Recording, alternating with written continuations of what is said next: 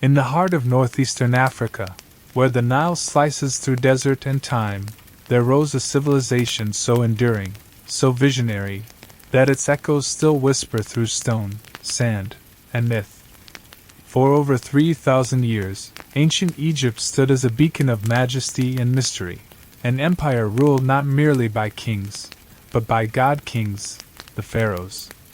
These rulers were more than political leaders. They were living embodiments of the divine, the sacred bridge between heaven and earth. Each pharaoh carried the weight of eternity on their shoulders, their names etched into temples, tombs, and tablets with a singular purpose: to be remembered. They built pyramids that defied gravity, launched wars that shaped empires, and redefined religion in ways that still puzzle modern minds. But who were these legendary figures? What drove them to such monumental greatness, and, at times, ruin? In this journey through time, we will step into the lives of 11 iconic rulers who shaped the soul of Egypt. From the first great unifier to the last defiant queen, each story unfolds as a thread in the grand tapestry of an eternal kingdom. Their reigns were bold, their choices defining, and their legacies immortal. Let us begin with the man who started it all, Narmer, the first to wear the double crown. 1. Narmer, the unifier of two lands. In the beginning, Egypt was not one. For centuries, two rival regions, Upper Egypt in the south and Lower Egypt in the north, stood apart, each with its own customs, rulers, and deities. But change was coming, and it came with a man whose vision would forge a nation destined to endure for millennia. His name was Narmer, and with him began the story of the Pharaohs. Around 3100 BC, Narmer emerged from the fertile valleys of Upper Egypt, a warlord and leader with a mission not just of conquest, but of unification.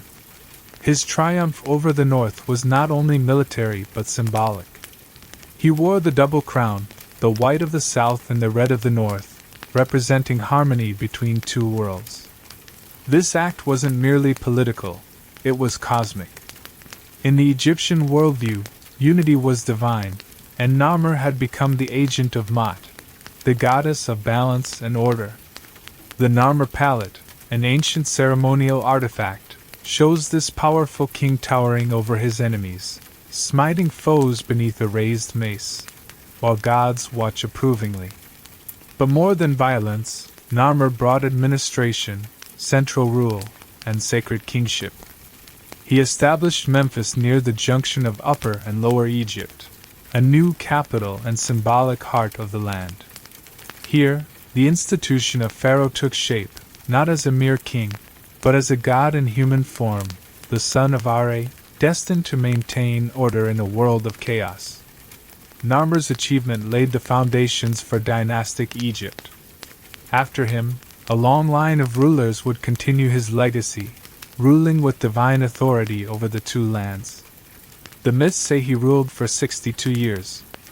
Whether true or legend, what is certain is that Narmer's name became eternal, etched into the very identity of Egypt. And yet, his work was only the beginning. With the land unified and order established, the early dynasties began to explore what it meant to build for eternity. It was no longer enough to live and die.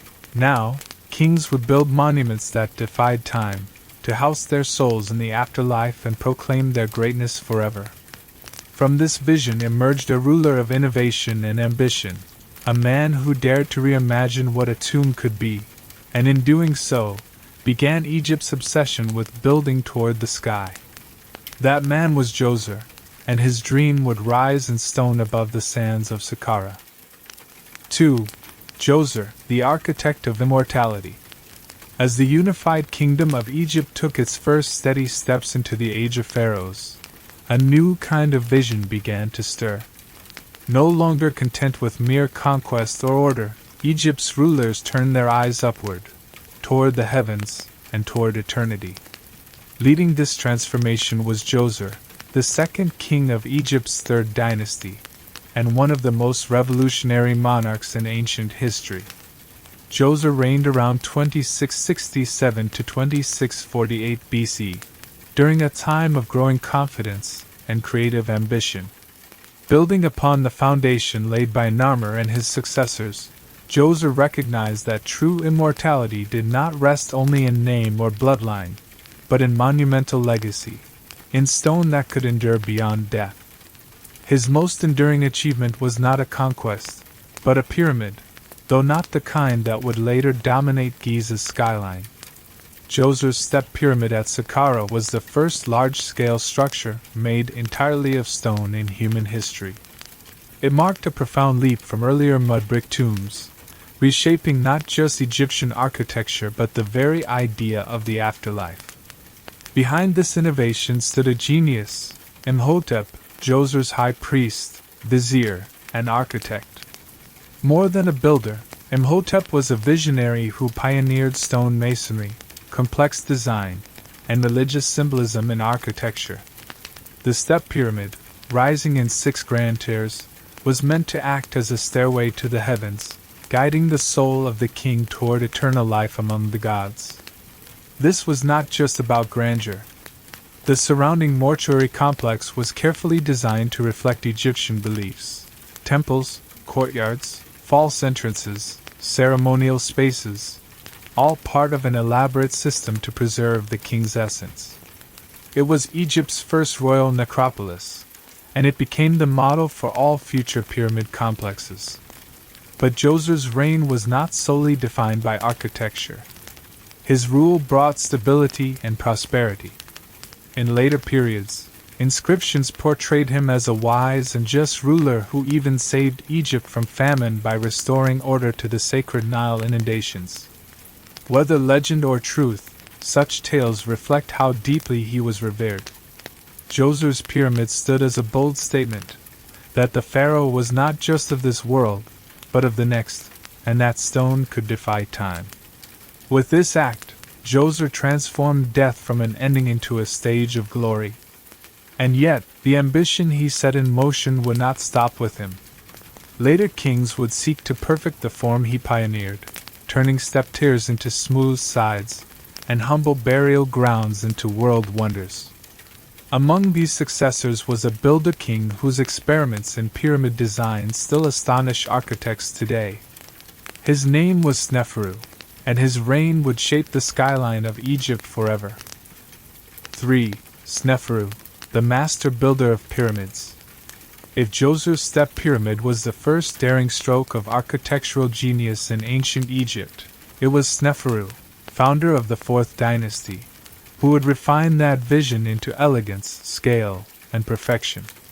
Reigning around 2613 to 2589 BC, Sneferu was more than a king. He was a builder, a dreamer, and the man who turned the Egyptian pyramid from a bold experiment into an enduring symbol of divine kingship. Sneferu inherited a kingdom of stability and order, and he used it as a canvas for innovation.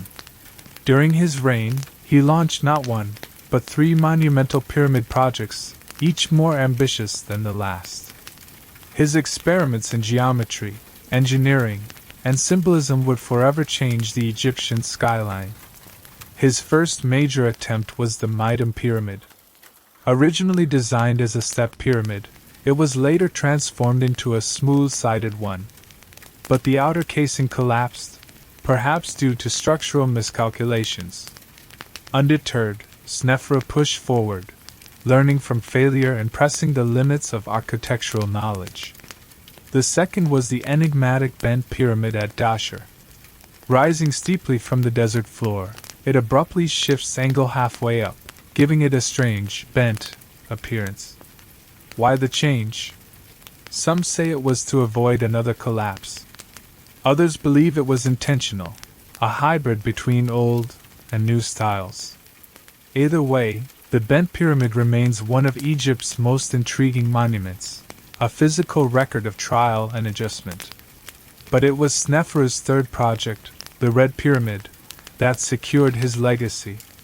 Also located at Dashur, the Red Pyramid is considered Egypt's first true smooth-sided pyramid, a massive, elegant structure of red limestone rising 105 meters high.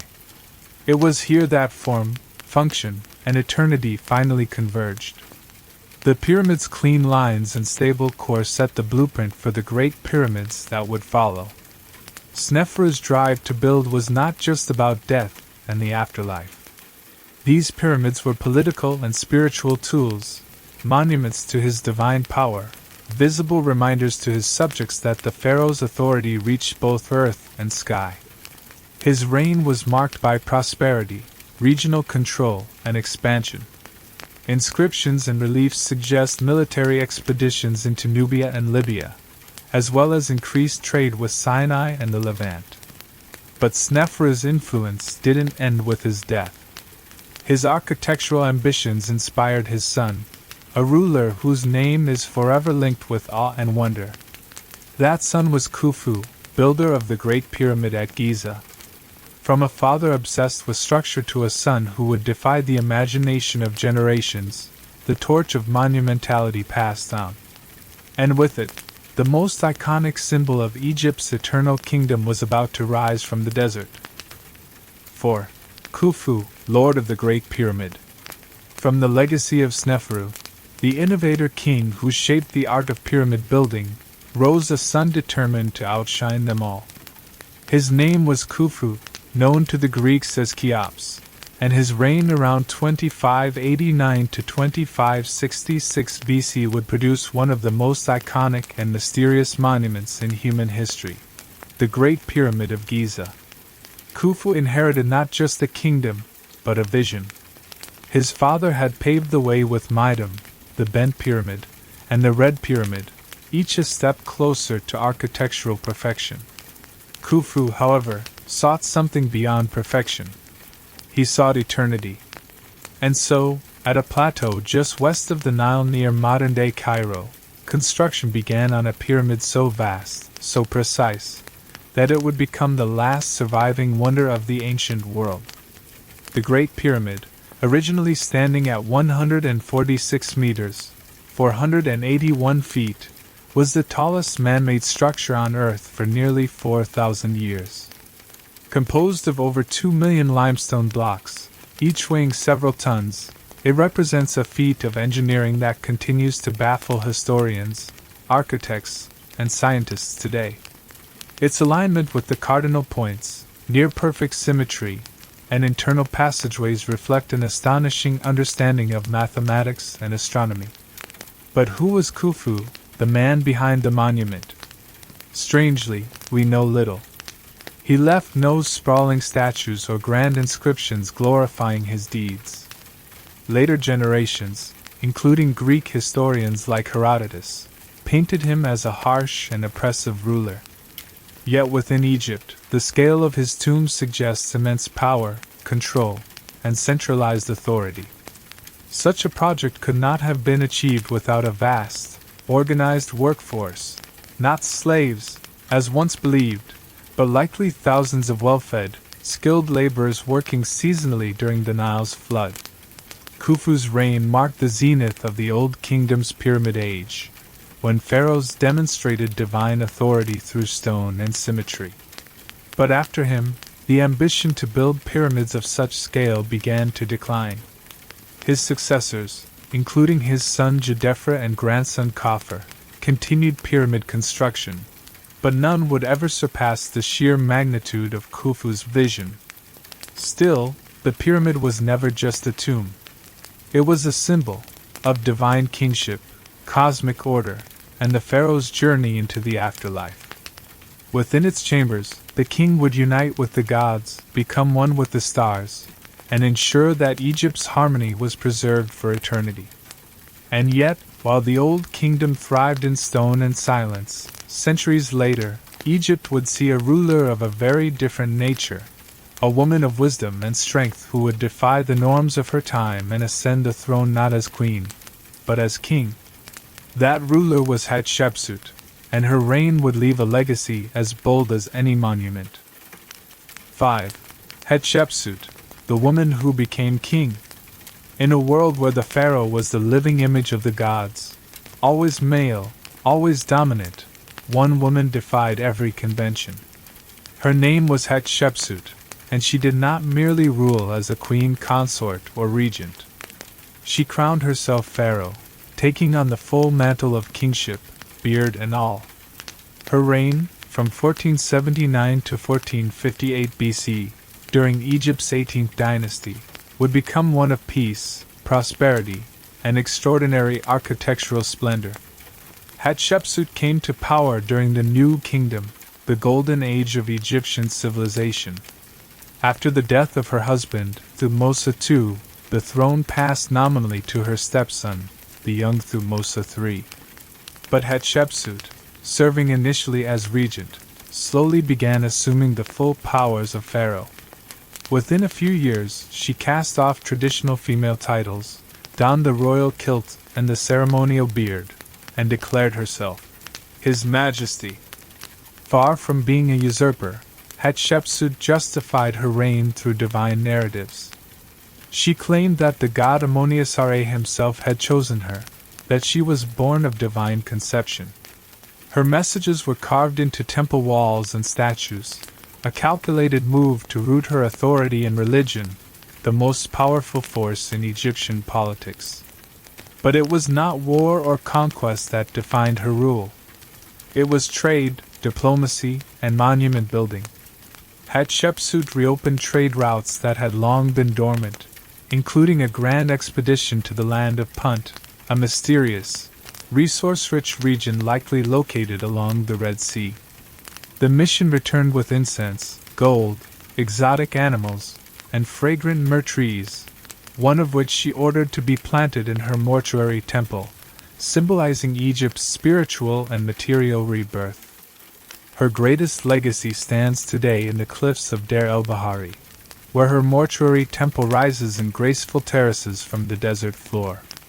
Carved directly into the mountainside, it blends harmony and grandeur in a way unlike any other Egyptian structure. There, in art and inscription, Hatshepsut's story unfolds, not only as a ruler but as a divine being chosen to protect Egypt. Though her reign was peaceful, its end came shrouded in mystery.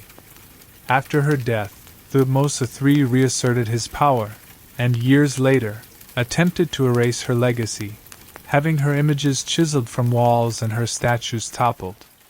Was it revenge? Or simply a move to restore the traditional male lineage of pharaohs?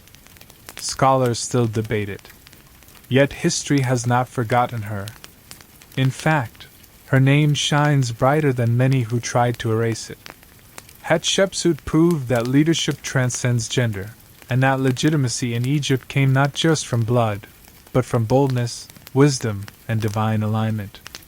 Now, as we leave her era of prosperity, we enter a different reign, one forged in fire and iron, where the child regent she left behind would become a warrior king. That boy was Thutmose III, and he would carve his legend with sword and strategy. 6. Thutmose III, Egypt's warrior pharaoh. In the shadow of one of Egypt's most remarkable rulers, the formidable Hatshepsut, a young boy waited. For years, Thutmose III had been pharaoh in name only, while his stepmother ruled with absolute authority. But when she died around 1458 BC, the boy king became a man of action. Over the next 3 decades, he would transform Egypt into a military superpower and earn a title he still bears to this day. The Napoleon of ancient Egypt. Thutmose III reigned during the height of the 18th dynasty, and his era marked a dramatic shift from the peaceful trade-focused policies of Hatshepsut. Upon seizing sole control of the throne, he quickly asserted Egypt's dominance across the Near East through a series of military campaigns unmatched in Egyptian history, at least 17 in total. His most famous victory came early in his reign, at the Battle of Megiddo. Faced with a rebellion by a coalition of Canaanite city-states, Thutmose led his army through a narrow, dangerous pass to surprise his enemies and claim a brilliant, swift victory. The result? He captured over 300 cities and forced regional rulers to swear loyalty to Egypt. Megiddo became the model for his future campaigns, fast, strategic, and uncompromising. Thutmose didn't merely fight to expand, he fought to stabilize and secure Egypt's empire. Through his campaigns, he extended Egypt's borders further than any pharaoh before him, from Nubia in the south to the Euphrates River in Mesopotamia. Tributes and spoils from conquered lands flowed into Egypt, fueling a golden age of wealth, art, and influence. But Thutmose III was not just a warrior. He was a patron of religion, culture, and science. He commissioned dozens of temples across Egypt, including massive expansions to the sacred precincts of Karnak Temple in Thebes, where his victories and divine legitimacy were carved in stone. Inscriptions depict him not only as a king favored by the gods, but as one who walked with them, claiming daily communion with Ammonius, the king of the gods. Interestingly, despite his political strength, Thutmose's legacy has a personal irony. In later years, he attempted to erase Hatshepsut's memory, removing her name and images from many monuments. Some believe it was vengeance, others argue it was a political move to assert dynastic legitimacy. Regardless, both rulers now stand side by side in the historical record, one a peaceful builder, the other a military genius. When Thutmose III died after more than 50 years on the throne, he left behind a vast and secure empire. His mummified body, found centuries later in the royal cache at Deir el-Bahari, was still wrapped in dignity, a testament to a life lived in pursuit of greatness. But Egypt, ever restless, would face change once more. Not through war this time, but through radical belief, a spiritual revolution led by a pharaoh who dared to worship only one god. That pharaoh was Akhenaten, and his reign would shake the very foundation of Egypt's eternal faith. 7. Akhenaten, the heretic king. In the long tapestry of Egyptian history, few figures stand as starkly apart as Akhenaten, the pharaoh who dared to upend the very foundations of Egypt's religion and culture. Born around 1353 BC and ruling during the 18th dynasty, Akhenaten is best known as the heretic king, a ruler whose radical spiritual revolution challenged centuries of tradition and reshaped Egypt's identity, if only for a brief, turbulent moment. Akhenaten began his reign as Amenhotep IV, but soon after ascending the throne, he introduced a groundbreaking religious reform: the worship of a single god, the Aten, the sun disk. This was a stark departure from the centuries-old polytheistic tradition that venerated a pantheon of gods like Ammonius, Osiris, Isis, and Horus. Akhenaten proclaimed Aten as the sole deity, effectively establishing one of the earliest known forms of monotheism. To symbolize this new faith, Akhenaten changed his name from Amenhotep to Akhenaten, meaning effective for the Aten.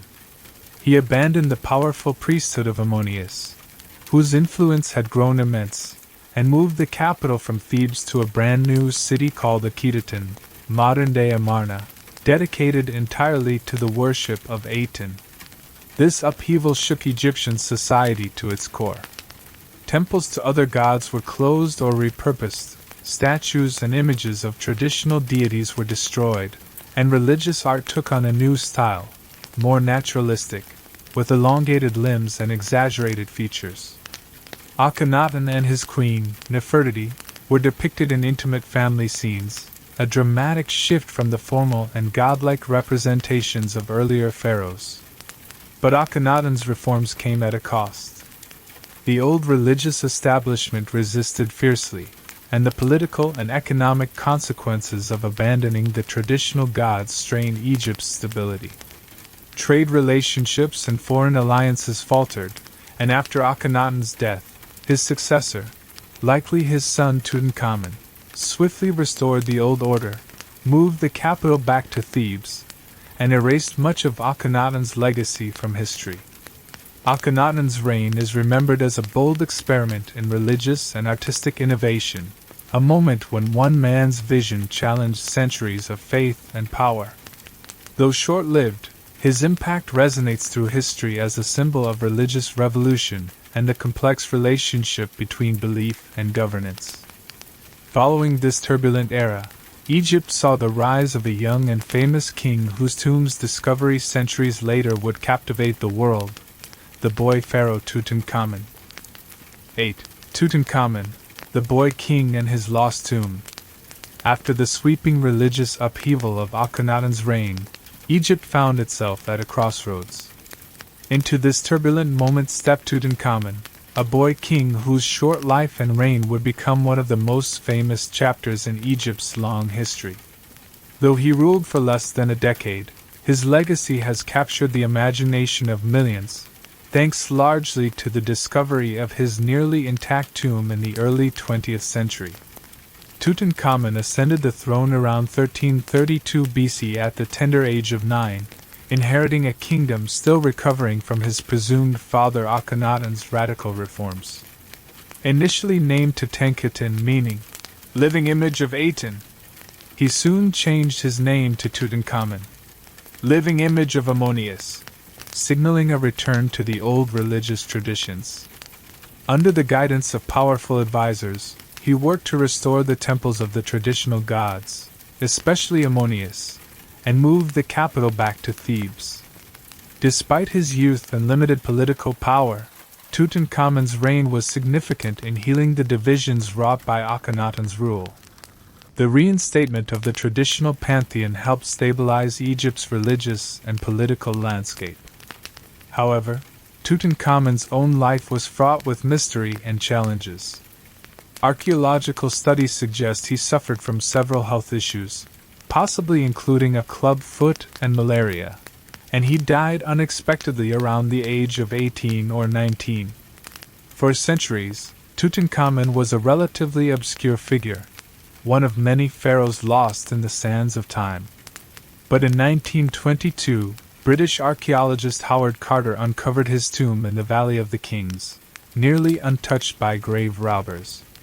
The tomb's treasures, from the iconic gold death mask to richly decorated chariots and thrones, offered an unprecedented glimpse into ancient Egyptian burial practices and royal wealth. Tutankhamun's tomb ignited a global fascination with Egyptology and the mystique of the pharaohs. Though he was not the most powerful or long-lived ruler, his story symbolizes the grandeur and mystery of Egypt's past, reminding us how even a young king can leave an enduring mark on history. As Egypt moved forward, it returned to the path of military strength and expansion. Among the great warriors who rose after him was Seti I, a pharaoh who would rebuild Egypt's dominance and secure its borders. 9. Seti I, the restorer of Egypt's glory. Following the youthful and transformative reign of Tutankhamun, Egypt entered a period of resurgence and consolidation under the rule of Seti I, one of the great warrior kings of the 19th dynasty. Reigning around 1290 to 1279 BC, Seti I was a master strategist and dedicated builder whose leadership restored Egypt's power and prestige after years of internal upheaval and external threats. Seti I inherited a kingdom eager to reclaim its former glory. The borders were vulnerable, and the influence of Egypt had waned. Determined to reverse this decline, Seti embarked on extensive military campaigns in Nubia to the south and Canaan and Syria to the northeast. His forces subdued rebellious territories, secured vital trade routes, and re-established Egyptian dominance over these critical regions. His conquests were not only military victories but diplomatic successes, reaffirming Egypt's status as a regional superpower. Beyond the battlefield, Seti I was a prolific builder and restorer. His contributions to the architectural heritage of Egypt are vast. Most famously, he constructed the magnificent Temple of Seti I at Abydos, which remains one of the most beautifully decorated and well-preserved temples in Egypt today. This temple was dedicated to the gods and honored his royal ancestors, linking his reign with divine legitimacy and the continuity of Egypt's long dynastic history. Seti's commitment to religious and cultural renewal extended to restoring temples damaged by war or neglect, reviving festivals, and reinforcing the cult of Ammon-Ra, Egypt's chief deity. His reign brought not only stability but also a flourishing of art, religion, and royal authority. Seti I's son, Ramesses II, would build upon this legacy to become perhaps the most famous pharaoh of all time, extending Egypt's power even further and commissioning grand monuments that still inspire awe. Seti I's reign marked the return of Egypt's might and majesty, a bridge between the challenges of the past and the golden age that lay ahead under his son's rule. 10. Ramesses II, the great pharaoh of Egypt. Few names in ancient history carry the weight and grandeur of Ramesses II, also known as Ramesses the Great. His reign, spanning from 1279 to 1213 BC during the 19th dynasty, marks the pinnacle of Egypt's New Kingdom era, a time when the land of the pharaohs reached the height of its power, wealth, and cultural achievement. Ramesses II was not only a warrior king and master diplomat, but also a prolific builder whose monuments still awe the world today. Often called the Napoleon of Egypt, Ramesses II led numerous military campaigns to secure and expand Egypt's borders. His most famous battle was at Kadesh against the Hittites, one of the largest chariot battles ever fought. Although the battle ended inconclusively, it led to the world's earliest known peace treaty, demonstrating Ramesses' skill as both a warrior and diplomat. But Ramesses' legacy extends far beyond the battlefield. He was a builder of extraordinary ambition, commissioning colossal statues, temples, and monuments that reflected his divine status and eternal legacy. Among his most famous works are the temples of Abu Simbel, carved into the cliffs of Nubia, featuring giant-seated statues of the pharaoh himself. These temples symbolized Egyptian power and religious devotion, projecting strength both to his people and to neighboring lands. In addition, Ramesses II constructed the Ramesseum, his mortuary temple in Thebes, a vast complex adorned with reliefs celebrating his military victories and divine favor. Throughout Egypt, his cartouches and statues proclaimed his name, ensuring that he would be remembered for eternity. Beyond his public achievements, Ramesses II was a devoted family man, reputed to have fathered over 100 children, a testament to his vitality and the importance of securing dynastic succession. His long reign of over 66 years brought stability and prosperity to Egypt, allowing arts, religion, and administration to flourish. Ramesses II's rule exemplifies the peak of pharaonic power, combining military prowess, diplomatic skill, architectural innovation, and religious authority. Yet his reign also marked the beginning of slow changes as Egypt faced growing internal and external pressures in the centuries to come. Following Ramesses, Egypt's story would move toward its final chapter of independence, led by a queen whose charm, intelligence, and political acumen captivated Rome and the ancient world. Her name was Cleopatra VII. 11. Cleopatra VII, the last pharaoh of Egypt. As the sun set on ancient Egypt's long and glorious history, one final figure emerged to captivate the world's imagination: Cleopatra VII, the last active ruler of the Ptolemaic kingdom and the final pharaoh before Egypt became a province of Rome. Her life, full of political intrigue, romance, and tragedy, symbolizes the end of an era that had lasted for over 3 millennia. Cleopatra ascended the throne in 51 BC during a time of internal strife and foreign pressure. The once mighty kingdom was now a smaller player amid the rising power of Rome. But Cleopatra was no ordinary monarch. She was intelligent, multilingual, and politically savvy, ruling not just as a figurehead but as a fierce leader determined to restore Egypt's independence and glory. She formed powerful alliances with two of Rome's most influential leaders, Julius Caesar and later Mark Antony. These relationships were as much about survival and power as romance. Cleopatra's presence in Roman politics altered the course of history, entwining Egypt's fate with the Roman Republic's final years of turmoil. Cleopatra was also a patron of culture and learning, continuing Egypt's legacy as a center of knowledge. Alexandria, her capital, housed the famed Great Library and was a hub of art, science, and philosophy under her reign. However, her life ended in tragedy. After the defeat of her forces alongside Mark Antony at the Battle of Actium in 31 BC, Cleopatra retreated to Egypt. Facing the inevitability of Roman conquest and the loss of her kingdom's independence, she famously took her own life in 30 BC, according to tradition by the bite of an asp. Cleopatra's death marked the end of both the Ptolemaic dynasty and ancient Egyptian sovereignty. Egypt became a province of the Roman Empire, closing the chapter on thousands of years of pharaohs and god-kings. Yet Cleopatra's story endures, a timeless tale of power, passion, intelligence, and resilience. She remains a symbol of Egypt's rich heritage and its lasting impact on world history.